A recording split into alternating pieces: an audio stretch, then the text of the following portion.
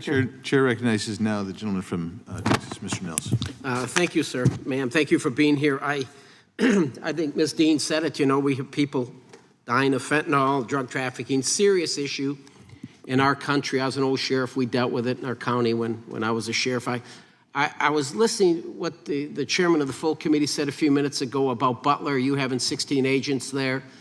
Then I hear the chairman of this subcommittee talk about, so you have 7,100 agents, I guess, and what is your staffing? You maybe have 7,100 funding, but how many do you actually have? What's your, do you know what that number would be? Are you staffed at 90, 95%? Or? Have it in here. All right, well, maybe somebody behind you can answer that, but let me, this is the issue I have. So the UN General Assembly, did you say you're sending 1,200 of your agents up there? That's correct, sir. 1,200. So when you find out the number, let's say you've got 7,000, 6,800, whatever that number, so you're gonna send 1,200. So 25% of your workforce is going to go to, is it New York for a couple of weeks? Is that the assignment to augment or supplement the Secret Service? That's correct. Do you ever just raise your hand or just stop and say, I can't send you 1,200 agents? The hell am I gonna do that for?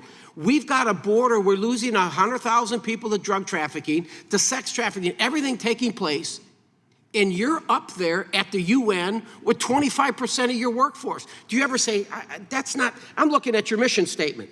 The mission of HSI is to investigate, disrupt, and dismantle TCOs, which are transnational criminal organizations, and national security threats seeking to exploit the customs and immigration laws of the United States.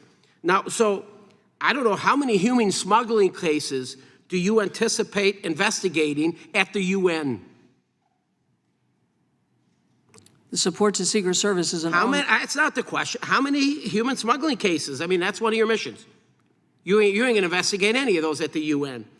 Do we consider, I mean, how many transnational criminal organizations do you anticipate investigating at the UN Assembly? Unless we consider the UN a transnational criminal organization. The point I'm trying to make is, as a leader, do you ever say, you're taking 25% of my workforce?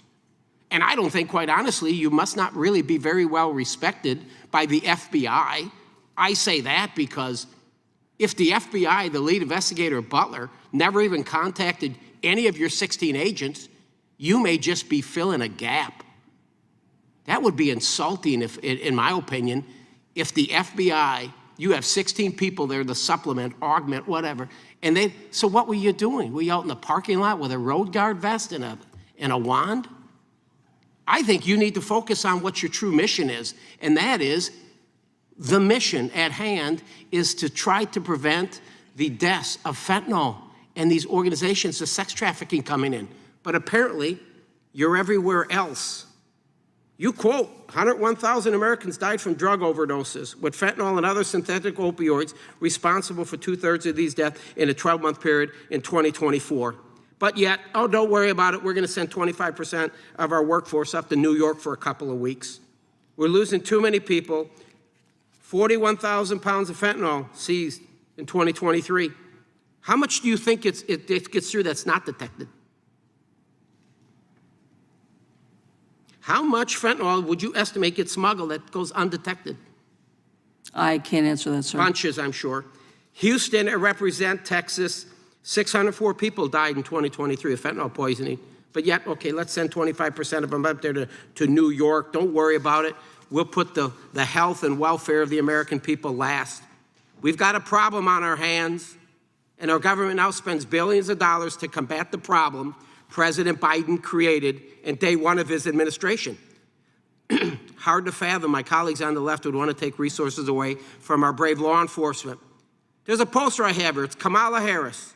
She's the leader of the Democrat Party. In 2019, an ACLU candidate questionnaire, she quoted, "As president, I will fight to pass my Detention Oversight Not Expansion Act into law, which would increase oversight of ICE detention beds, slash detention by 50%, 50% detention bed, and halt funding for the construction or expansion of new facilities." How do you feel about that?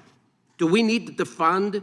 How do you feel about that when you hear calls for abolishing or significantly cutting ICE funding? And what impact would that have on you, on HSI? I defer any questions regarding detention facilities to ERO. Yeah. Kamala Harris, you did this to the American people. Joe Biden, you've put the American people last.